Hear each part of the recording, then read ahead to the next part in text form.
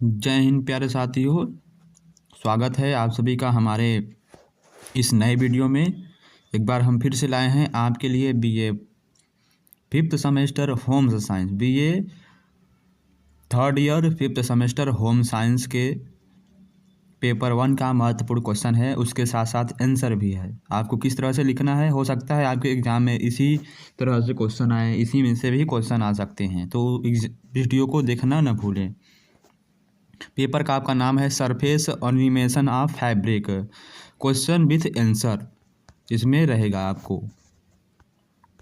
तो चलिए क्वेश्चन को स्टार्ट करते हैं। हमारा पहला क्वेश्चन आता है, यानी पहली हेडिंग है हमारी कपड़े की रंगाई। तो कपड़े की रंगाई यहाँ पर किस प्रकार से की जाती है, आइए देखते हैं। तो कपड़े की रंगाई एक ऐसी प्रक्रिया है जिसमें कपड़ों को विभिन्न रंगों से रंगा जाता है ताकि उन्हें आकर्षक और मनमोहक बना सके, यानी कि आकर्षक और मनमोहक बनाया जा सके। आप इसमें अपने हिसाब से भी ऐड कर सकते हैं। तो रंगा जाता है ताकि उन्हें आकर्षक और फैशनेबल बनाया जा सके। यह प्रक्रिया आमतौर पर रासायनिक रंगों या प्राकृतिक रंगों का उपयोग करके की जाती है। रंगाई का उद्देश्य होता है कि कपड़ों को नई जीव शक्ति प्रदान करना, उनका स्वरूप बदलना और कभी कभी कपड़ों के पुराने या खराब रंग को भी ढकना भी हो सकता है। आगे बढ़ते हैं। आगे हमारा क्या दिया गया है, दिया है कपड़े की रंगाई की प्रक्रिया, यानी कपड़े की रंगाई की प्रक्रिया किस तरह से की जाती है, आइए देखते हैं। तो पहली हेडिंग है हमारे कपड़े की तैयारी। तो सबसे पहले हम कपड़े को अच्छी तरह से धोकर साफ करते हैं ताकि उन पर जो कोई गंदगी या तेल ना हो। इससे रंग का असर बेहद होता है। यानी उस पर सबसे पहले हम कपड़ों को देखेंगे, उस पर कोई दाग या तेल वगैरह तो नहीं है, उसे साफ करके सुखा लेंगे। फिर दूसरा आता है हमारा रंग का चयन। रंग का चयन, रंगाई के लिए उपयुक्त रंग का चयन किया जाता है। यह रंग रासायनिक भी हो सकते हैं, जैसे कि सिंथेटिक डाई। आधिकारिक रंग क्या है, सिंथेटिक डाई यह रासायनिक रंग है, आधिकारिक रंग, या फिर प्राकृतिक रंग जैसे हर्बल रंग जो पौधों और फूलों से प्राप्त होते हैं, उसे से भी काम हो सकता है। और दिया है रंगाई की प्रक्रिया। हाँ, तो पहला हेडिंग है रंगाई की प्रक्रिया में तरल रंग में डुबोना। कपड़े को एक विशेष तापमान पर रंगीन तरल में डुबोकर रंगा जाता है। रंग को पानी में घोलकर उसमें कपड़े को डुबोते हैं और उसे अच्छे से रंग लेते हैं। दूसरा है पाउडर रंग का उपयोग। इस दिया है कि कई बार रंग को पाउडर के रूप में भी प्रयोग किया जाता है, जिसे पानी में घोलकर कपड़े पर लागू किया जाता है। अब यहाँ पर दिया है सुखाने और सेंटिक की प्रक्रिया, यानी कि इसमें अच्छी स्मेल आए।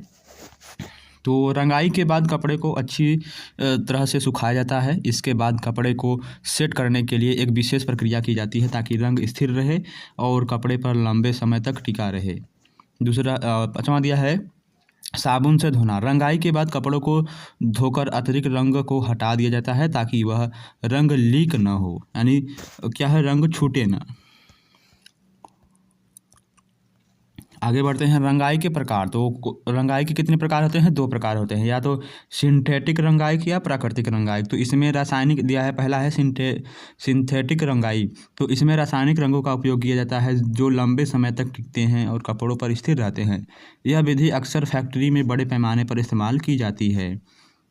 प्राकृतिक रंग इनमें दिया है, इसमें पौधों या फूलों या अन्य प्राकृतिक स्रोतों से रंग निकाले जाते हैं। यह विधि पारंपरिक होती है और पर्यावरण के लिए सुरक्षित मानी जाती है, लेकिन इसे अधिक समय और मेहनत की आवश्यकता होती है।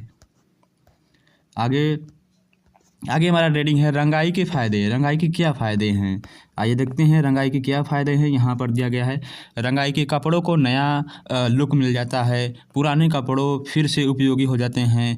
फैशन और ट्रेंड्स के अनुसार कपड़ों का रंग बदल सकते हैं हम। व्यक्ति शैली को प्रदर्शित करने का यह एक तरीका है। चलिए नेक्स्ट प्रश्न है कि ध्यान रखने योग्य बातें। इसमें क्या क्या ध्यान रखना चाहिए। सही रंग और डाई का चयन करें जो कपड़े के प्रकार और उद्देश्य के अनुसार हो। दूसरा है रंगाई के बाद कपड़े को ठीक से धोना और सुखाना आवश्यक है ताकि रंग स्थिर रहे। रंगाई करते समय सुरक्षा उपायों का पालन करना चाहिए, जैसे रासायनिक रंगों के संपर्क में आने से बचें और ग्लव्स वगैरह और मास्क का उपयोग ज़्यादा करें। नेक्स्ट दिया है कपड़े की रंगाई एक कला है। क्या है, कपड़े की रंगाई एक कला है जो विशेष तकनीकों और सावधानी से की जाती है ताकि परिणाम सुंदर और स्थिर हो। आगे बढ़ते हैं हम। छपाई की कला। तो पहला यहाँ छपाई की कला में छपाई कला क्या है? प्रिंटिंग आर्ट एक ऐसी प्रक्रिया है जिसके माध्यम से चित्र, डिजाइन या टेक्स्ट को किसी सतह पर जैसे कागज़, कपड़ा, लकड़ी, धातु या अन्य सामग्री पर उतारा जाता है। छपाई का उपयोग सामग्री को बड़े पैमाने पर किया जाता है पर या कला के रूप में प्रदर्शित करना होता है। यह कला हजारों सालों से विभिन्न संस्कृतियों में प्रचलित है और समय के साथ साथ इसके विभिन्न रूप तकनीकें विकसित हुई हैं। छपाई कला के प्रकार यहाँ पर पूछा है। तो यह है पहला ब्लॉक प्रिंटिंग। क्या है पहला? Block printing. यह सबसे पुरानी प्रक्रिया है। क्या है? ब्लॉक प्रिंटिंग क्या है? सबसे पुरानी प्रक्रिया है। तो यह सबसे पुरानी छपाई तकनीकों में से एक है जो विशेष रूप से कपड़े, कागज़ और लकड़ी पर लागू होती है। इसमें डिजाइनों को एक अच्छी ही ब्लॉक पर उकेर कर यानी उस पर छाप कर उकेर कर उस पर रंग लगाया जाता है और फिर से उसे सतह पर छापा जाता है। तो उदाहरण में दिया है भारत में प्रसिद्ध दिया है भारत में बहुत प्रसिद्ध है बैठनी यानी वुड ब्लॉक प्रिंटिंग जो कपड़े पर होती है। दूसरा हमारा है सिल्क स्क्रीन प्रिंटिंग। तो इस तकनीक में एक कपड़े जैसे रेशम से बने स्क्रीन का इस्तेमाल होता है। स्क्रीन पर डिजाइन को छेद कर दिया जाता है और फिर रंग को स्क्रीन के माध्यम से नीचे की सतह पर दबाया जाता है। यह तकनीक विशेष रूप से कपड़े, पोस्टर और विभिन्न अन्य सामग्रियों पर उपयोग की जाती है। उदाहरण के लिए टी शर्ट और अन्य वस्त्रों पर डिजाइन छापने के लिए इसका उपयोग किया जाता है। आगे बढ़ते हैं हम कि गेवियर प्रिंटिंग। क्या है गेवियर प्रिंटिंग? इस तकनीक में एक धातु की प्लेट होती है, अक्सर तांबा या स्टील का हो सकता है, पर डिजाइन उकेरा जाता है और फिर उस पर रंग लगाया जाता है। यह प्रक्रिया बहुत विस्तृत और उच्च गुणवत्ता वाली होती है यानी उच्च गुणवत्ता वाली छपाई के लिए उपयुक्त होती है। दूसरा यहाँ पर दिया है यह आमतौर पर मैगजीन पैकेजिंग और उच्च गुणवत्ता वाली प्रिंटिंग के लिए होती है। दूसरा यह है चौथा है लिथियोग्राफिक। चौथा हमारा है लिथियोग्राफिक। लिथियोग्राफिक में पहला पॉइंट हमारा दिया है इस तकनीक में एक चिकनी चट्टान या धातु की प्लेट पर डिजाइन बनाया जाता है और फिर उस पर रंग लगाया जाता है। इसका उपयोग सामान्यतः उच्च गुणवत्ता वाली पुस्तकों, पोस्टरों और कला छवियों के लिए किया जाता है। नेक्स्ट है इसमें रासायनिक प्रक्रिया का उपयोग होता है जिसमें रंग, पानी और तेल के बीच के अंतर को समझकर प्लेट पर केवल उस हिस्से पर ही रंग जमता है जो डिजाइन में से मेल खाता है। दूसरा है और पांचवा है डिजिटल प्रिंटिंग। तो आधुनिक तकनीक की दुनिया में डिजिटल प्रिंटिंग कंप्यूटर द्वारा डिजाइन को सीधे सामग्री पर छापने की प्रक्रिया है। इसमें किसी प्लेट या ब्लॉक की ज़रूरत नहीं होती है। इसका उपयोग विशेष रूप से छोटे रंग वाले प्रिंट जैसे custom T shirt, photo printing और छोटे पैमाने पर कागज़ पर प्रिंटिंग के लिए किया जाता है। और छठवां है जो कि लास्ट है कि रिलीफ प्रिंटिंग। इसमें डिजाइन को उभरे हुए हिस्सों पर आधारित किया जाता है जैसे लिनो प्रिंटिंग और राइजोग्राफिक। इसमें डिजाइन को उभारा जाता है और फिर रंग को ऊपरी सतह पर लगाया जाता है। आगे बढ़ते हैं यहाँ पर। तो छपाई कला के इतिहास में प्रमुख योगदान। तो आगे बढ़ने से पहले आप यदि वीडियो को देख रहे हैं तो लाइक और सब्सक्राइब ज़रूर करें। तो यह है चीन। छपाई कला के इतिहास में प्रमुख योगदान किसका है? सबसे पहले चीन आता है। चीन में 7वीं शताब्दी के आसपास लकड़ी के ब्लॉक्स के माध्यम से छपाई का प्रचलन हुआ। इस तकनीक का विकास कागज़ के आविष्कार के साथ हुआ। चीनी छपाई कला ने यूरोप में प्रिंटिंग प्रेस की खोज को प्रेरित किया। दूसरा है यूरोप में 15वीं शताब्दी में जोहान गुटेनबर्ग द्वारा मुद्रण प्रेस यानी प्रेस प्रिंटिंग का आविष्कार हुआ जिसने छपाई कला को पूरी दुनिया में लोकप्रिय बना दिया। गुटेनबर्ग का प्रेस आज भी छपाई के इतिहास में सबसे महत्वपूर्ण मील पत्रों में से एक माना जाता है। तीसरा है भारत। तो भारतीय छपाई कला बहुत ही समृद्ध रही है खासकर कपड़ों पर ब्लॉक प्रिंटिंग, रंगीन डिजाइन और पारंपरिक कढ़ाई वाली छपाई के रूप में। भारत में राजस्थान, गुजरात, उत्तर प्रदेश और महाराष्ट्र में इस कला के बहुत प्रसिद्ध रूप देखने को मिलते हैं। आगे बढ़ते हैं छपाई कला के उपयोग। तो पहला कला यानी कि कला और सजावट के लिए। तो विभिन्न कला रूपों में जैसे चित्रकला, पोस्टर डिजाइन और तामपत्रों पर छपाई होती है जिससे बड़े पैमाने पर कला का प्रसार होता है। दूसरा है कपड़ा और फैशन के उद्योग। कपड़े की डिजाइनिंग में छपाई का व्यापक उपयोग होता है। फैशन डिजाइनिंग, बॉटनिंग और अन्य प्रिंटेड फैब्रिक्स में इसका बड़ा योगदान होता है। तीसरा है विज्ञापन और प्रचार। पोस्टर, ब्रोशर, बिलबोर्ड्स और फ्लायर्स में छपाई का उपयोग होता है जो विज्ञापन और प्रचार का अहम हिस्सा होता है। चौथा है पुस्तकें और मैगजीन। किताबों, समाचार पत्रों और मैगजीन में छपाई कला का उपयोग मुख्य रूप से होता है। पाँचवा है पैकेजिंग। उत्पादों की पैकेजिंग पर डिजाइन और ब्रांडिंग छापने के लिए भी छपाई का उपयोग किया जाता है। तो नेक्स्ट है हमारा छपाई कला के फायदे। तो मूल्य में कमी। बड़े पैमाने पर छपाई की जाती है तो यूनिट लागत कम होती है। प्रभावी उत्पादन। एक बार डिजाइन तैयार होने पर उसे कई सामग्री पर आसानी से छापा जा सकता है। तीसरा है विविधता। विभिन्न प्रकार के रंग, पैटर्न्स और डिजाइन बनाने के लिए छपाई कला में अनेक तकनीकों का उपयोग किया जाता है। नेक्स्ट है समकालीन छपाई कला। आजकल छपाई कला में तकनीकी नवाचार और डिजिटल टूल्स का बढ़ता हुआ प्रभाव, जैसे 3D प्रिंटिंग जिसमें 3 आयामी वस्तुएं बनाई जा सकती हैं, और डिजिटल प्रिंटिंग के माध्यम से व्यक्तिगत डिजाइन और कला का निर्माण होता है। समग्र रूप से छपाई कला न केवल एक तकनीकी प्रक्रिया है, बल्कि यह एक शक्तिशाली और प्रभावशाली कला के रूप में भी, जो प्राचीन समय से लेकर आज तक मानव सभ्यता की अभिव्यक्ति का हिस्सा रही है। अब हमारा लास्ट आता है, यानी कि अब आगे हमारा आता है तीसरा हेडिंग, परंपरागत कढ़ाई। तो परंपरागत कढ़ाई कैसे होती है, चलिए शुरू करते हैं। तो परंपरागत कढ़ाई हेडिंग डालेंगे ट्रेडिशनल एम्ब्रॉयडरी। एक मतलब है कि परंपरागत कढ़ाई यह एक महत्वपूर्ण कला है जो विभिन्न सांस्कृतिक और ऐतिहासिक पृष्ठभूमियों से उत्पन्न हुई है। यह कला कपड़ों या अन्य वस्त्रों पर विभिन्न रंगों के धागों से डिजाइन बनाने की प्रक्रिया होती है। कढ़ाई को विभिन्न प्रकार के कसीदों, रंगों और पेंटर्स का उपयोग करके किया जाता है। यह केवल एक कारीगरी का रूप है, बल्कि किसी समुदाय, क्षेत्र या धर्म की संस्कृति, धरोहर और परंपराओं का भी प्रतीक होता है।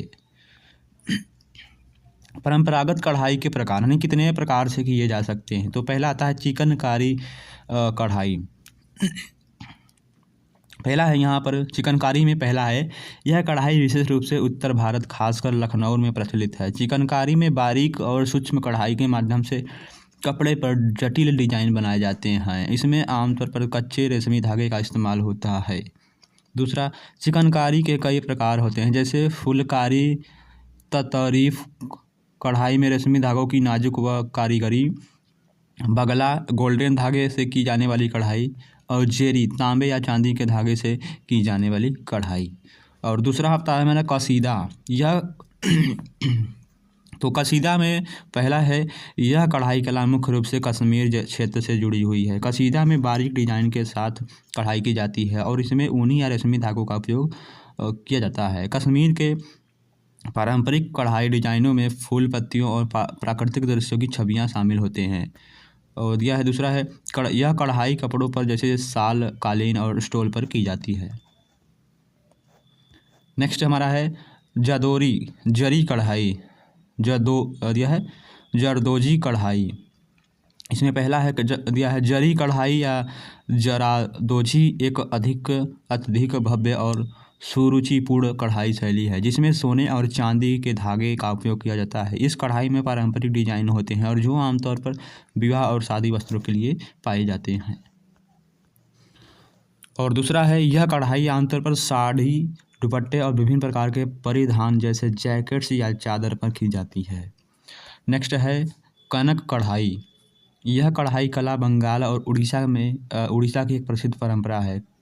कत्था कढ़ाई में मोटे सूत या ऊन के धागों से सिलाई की जाती है। यह प्राय पुराने कपड़ों के ऊपर नए डिजाइन बनाने के लिए किया जाता है। इस्तेमाल होता है ये जहां पुराने कपड़े सिलकर उन्हें सजाया जाता है। दूसरा है, इसमें आमतौर पर फूल, पत्तियां, ज्यामितीय डिजाइन बनाए जाते हैं, जैसे यह अत्यंत आरामदायक और रंगीन होते हैं। और पांचवा है हमारा मधुबनी कढ़ाई। तो इसमें पहला है, मधुबनी चित्रकला की तरह यह कढ़ाई भी बिहार राज्य के मधुबनी क्षेत्र से जुड़ी है। मधुबनी कढ़ाई में हाथ से रंगीन धागों की मदद से चित्रकला और कढ़ाई का संयोजन किया जाता है। यह कढ़ाई आमतौर पर घरेलू उपयोग की वस्त्रों और सजावटी सामानों पर होती है। नेक्स्ट है फुलकारी कढ़ाई। फुलकारी पंजाब की एक पारंपरिक कढ़ाई शैली है। इसमें विभिन्न प्रकार के रंग बिरंगे धागों से फूलों, पत्तियों और अन्य सुंदर डिजाइनों का निर्माण किया जाता है। यह कढ़ाई आमतौर पर दुपट्टों, शाल, साड़ी और तकियों पर होती है। दूसरा है, फुलकारी का अर्थ है फूलों की कढ़ाई, और इस कला के मुख्य रूप से लाल, पीले, हरे और नीले रंगों का उपयोग किया जाता है। नेक्स्ट हमारा है गुजराती कढ़ाई। तो पहला है इसमें, गुजरात में कढ़ाई की पारंपरिक विधियों में अरी कढ़ाई, कटवाड़ी कढ़ाई और सूत्री कढ़ाई शामिल हैं। ये कढ़ाई के रूप अलग अलग डिजाइन और पैटर्न्स बनाने के लिए विभिन्न प्रकार के धागों और शैलियों का उपयोग करती हैं। गुजराती कढ़ाई के डिजाइन में आमतौर पर जड़ाऊ कढ़ाई और रंगीन धागों का उपयोग किया जाता है। नेक्स्ट हमारा है लास्ट है तंजोर कढ़ाई। पहला है, यह दक्षिण भारत विशेष रूप से तमिलनाडु जैसे संबंधित एक पारंपरिक कढ़ाई है। यानी यह जो कला है, यह तंजोर कढ़ाई या जो कढ़ाई है, यह दक्षिण भारत और तमिलनाडु से संबंधित है। तंजोर कढ़ाई में सोने और चांदी के धागों का उपयोग किया जाता है और यह आमतौर पर धार्मिक चित्रों और देवी देवताओं की छवियों के चारों ओर की जाती है। इसमें रत्न, मोती और अन्य आभूषण का भी उपयोग होता है, जिससे कढ़ाई अधिक भव्य और आकर्षक और यह आभूषण युक्त बनती है। आगे हमारा दिया है परंपरागत कढ़ाई की विशेषताएं। तो पहला है सजावट और कला। कढ़ाई मुख्य रूप से किसी वस्त्र को सजाने या कला के रूप में देखने की तकनीक है, जिसका उद्देश्य है पारंपरिक और सांस्कृतिक विरासत को जीवित रखना। दूसरा है धागे और रंग। कढ़ाई में विभिन्न प्रकार के धागों का इस्तेमाल किया जाता है, जैसे रेशमी, सूती, ऊनी और कभी कभी सोने चांदी के धागों। रंगों का चुनाव भी सांस्कृतिक और भौगोलिक स्थान के हिसाब से होता है। तीसरा है कढ़ाई के उपकरण। कढ़ाई के लिए बुनियादी उपकरण में सुई, धागा और ताना यानी फैब्रिक बेस शामिल हैं। साथ ही कुछ विशेष प्रकार की कढ़ाई में कढ़ाई का रॉकेट, जो विशेष रूप से जरी या धातु के धागों का काम करता है और उपयोग किया जाता है। अब आगे हम बात करेंगे परंपरागत कढ़ाई के फायदे क्या हैं। पहला है कला और संस्कृति का संरक्षण। परंपरागत कढ़ाई कला को जीवित रखने का यह एक सरल तरीका है, जिससे हम अपनी सांस्कृतिक धरोहर को सुरक्षित यानी संरक्षित या सुरक्षित कर रख सकते हैं। दूसरा है हाथ से बनी कढ़ाई और अनूठी गुणवत्ता। मशीन से बने कपड़ों के मुकाबले हाथ से कढ़ाई की गुणवत्ता और जटिलता अद्वितीय होती है, जो उसे अधिक मूल्यवान बनाती है। तीसरा है फैशन और डिजाइन। परंपरागत कढ़ाई को आधुनिक परिधानों में शामिल किया जा सकता है, जिससे पारंपरिक और आधुनिकता का अद्भुत मिश्रण होता है। चौथा है कला के माध्यम से रोजगार। कढ़ाई पर आधारित स्थानीय कारीगरी और छोटे छोटे व्यवसायों को बढ़ावा मिलता है और जिससे रोजगार के अवसर उत्पन्न होते हैं। अब हमारा नेक्स्ट है दिया गया है यहाँ पर, निष्कर्ष क्या है। तो एक बार वीडियो को शेयर जरूर करिएगा। निष्कर्ष, परंपरागत कढ़ाई न केवल एक कौशल है, बल्कि यह किसी संस्कृति की पहचान और सौंदर्य की अभिव्यक्ति भी है। यह कला समय के साथ विकसित हुई है और आधुनिक दुनिया में भी इसका महत्व और लोकप्रियता बरकरार है। इसकी यह है कढ़ाई की प्रत्येक शैली अपने आप में अद्वितीय है और यह वस्त्रों को न केवल सजाती है, बल्कि सांस्कृतिक धरोहर का एक अहम हिस्सा बनाती है। अब हम नेक्स्ट वीडियो में आपसे बात करेंगे, विभिन्न राज्य के परंपरागत वस्त्र को बारे में बात करेंगे। आई होप आपको इतना समझ में आया होगा किस तरह से आपको लिखना है और किस तरह से करना है। तो धन्यवाद। चलिए नेक्स्ट वीडियो में मिलते हैं। बाकी इस वीडियो का PDF हम यहाँ तक आपको दे देंगे। नेक्स्ट वीडियो में आपको विभिन्न राज्य के परंपरागत वस्त्रों के बारे में बताएंगे।